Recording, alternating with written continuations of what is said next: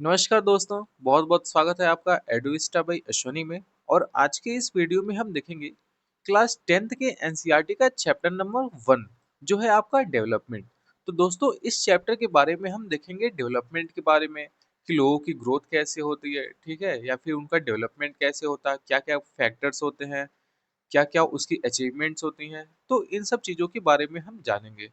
तो चलिए बिना कोई टाइम वेस्ट किए जल्दी से अपनी वीडियो को शुरू करते हैं।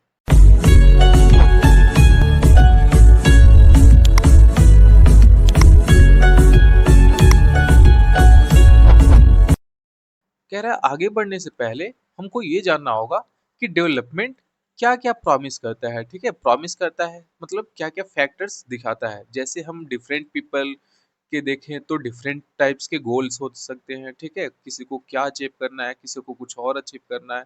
तो ये सब चीजें जो भी अचीव करता है, जो भी उसका ग्रोथ होता है, क्वालिटी को इनहेंस करता है, क्वांटिटी को इनहेंस करता है।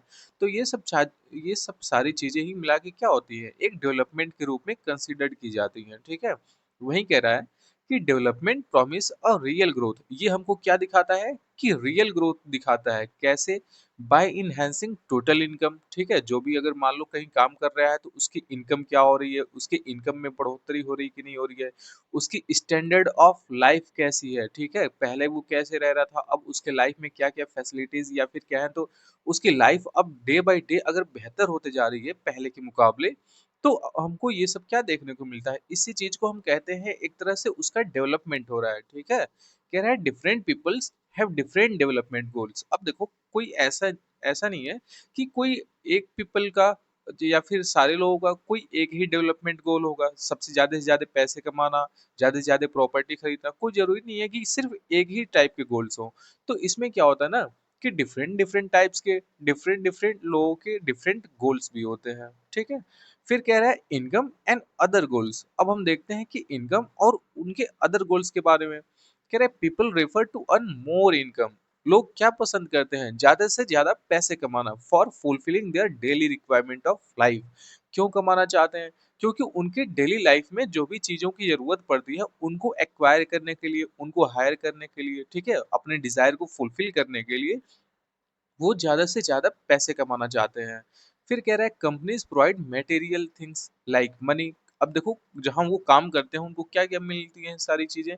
मनी हो गया, ठीक है, but people also want non material things. सिर्फ उनको मटेरियल थिंग्स नहीं चाहिए, जैसे सिर्फ मनी ही नहीं चाहिए होती है, उनको और भी चीजें चाहिए होती है अपने कंपनी से। जहां वो काम करते हैं वहां फ्रीडम हो सके, सिक्योरिटी मिल सके, उनको रिस्पेक्ट मिल सके। ठीक है, अगर मान लो आप किसी कंपनी में काम कर रहे हो, सिर्फ पैसे मिल रहे हैं आपको, कोई रिस्पेक्ट नहीं है आपकी, कोई सिक्योरिटी नहीं है आपकी, कोई फ्रीडम नहीं है, दिन भर वो काम कराते जा रहे हैं। ठीक है, तो क्या आप उस कंपनी में काम करना चाहोगे?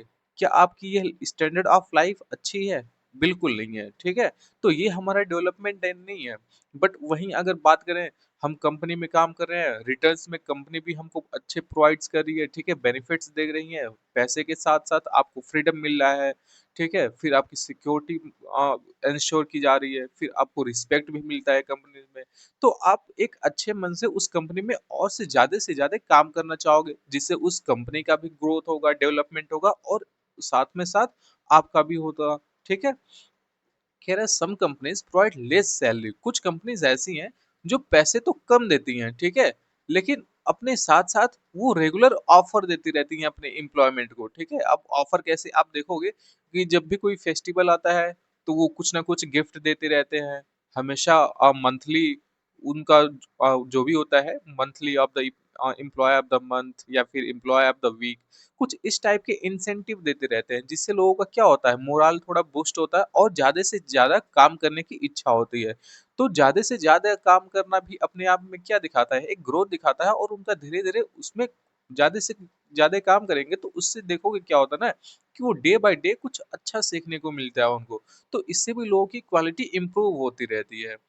फिर कह रहा है इन अदर केस, अगर हम और बात करें तो कुछ कंपनीज क्या करती हैं, अपने एम्प्लॉय को तो हाई सैलरी बेस अपना प्रोवाइड करती हैं, but offer no job security. लेकिन कोई जॉब की सिक्योरिटी नहीं होती है। जैसे आप मान लो एक आदमी है, वो 10,000 दे रहा है पहले वाले अगर एग्जांपल में हम देखें इस वाले में एक कंपनी है उसको 10,000 मिल रहा है, बट उसको रिस्पेक्ट दी जाती है अच्छे, जब भी उसकी तबीयत खराब होती है तो वो छुट्टी ले सकता है, ठीक है। जॉब की सिक्योरिटी रहती है कि उसकी जॉब जल्दी से रिमूव उसको हटाया नहीं जाएगा, फिर उसको फ्रीडम दिया जाता है।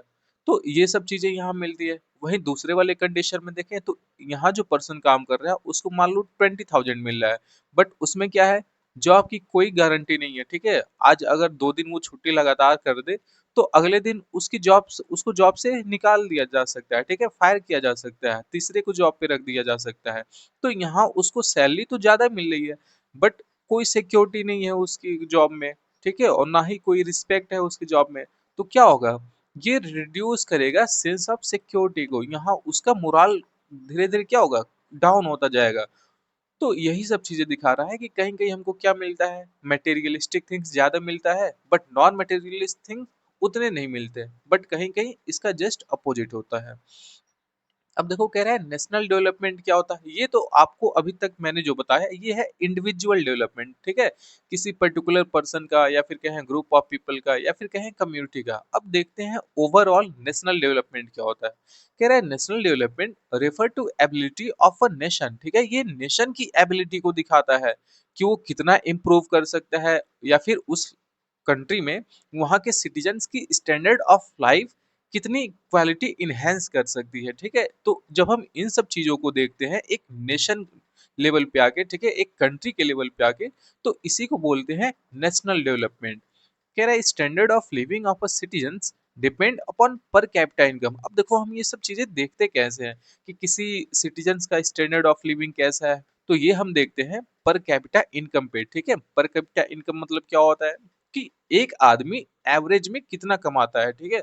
आप देखोगे कि इंडिया की जीडीपी इतना ग्रोथ मिलने को देखने को मिला, इतना ग्रोथ देखने को मिला, इतनी इनके पास इतना पैसा है, इनके पास इतना पैसा है, बट अगर हम पर कैपिटा इनकम देखें ना तो ये बहुत वेरी करता है। पर कैपिटा इनकम आप देखोगे, लोग कहते हैं ना, आप जनरली सुनने को मिलता है कि अमीर और अमीर होते जा रहा है, गरीब और गरीब होते जा रहा है। ये क्यों हो रहा है, क्योंकि पर कैपिटा इनकम में बहुत ज्यादा डिफरेंस क्रिएट हो चुका है, ठीक है।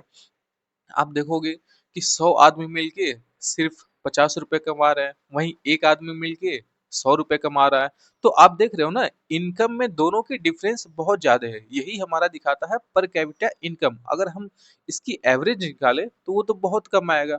तो यही दिखाता है अगर पर कैपिटा इनकम किसी कंट्री में लोगों का ज्यादा है, तो ये क्या दिखाता है कि उनकी स्टैंडर्ड ऑफ लाइफ भी ज्यादा होगी, ठीक है, अच्छी होगी। फिर इनकम में देखते हैं, फिर वहाँ कंट्री की जीडीपी कैसी है, वो सब चीजें देखते हैं। अब सिर्फ ये पैसे वैसे वाली खेल नहीं देखते हैं, इसके साथ और भी चीजें देखी जाती हैं, जैसे वहाँ की लिटरेसी रेट क्या है। अब देखो वहाँ की लिटरेसी रेट भी देखी जाती है, गवर्नमेंट कितना सपोर्ट कर रही है वहाँ एजुकेशन को, ये सब चीजें देखी जाती हैं। वहाँ हेल्थ की अवेलेबिलिटी कैसी है, ठीक है।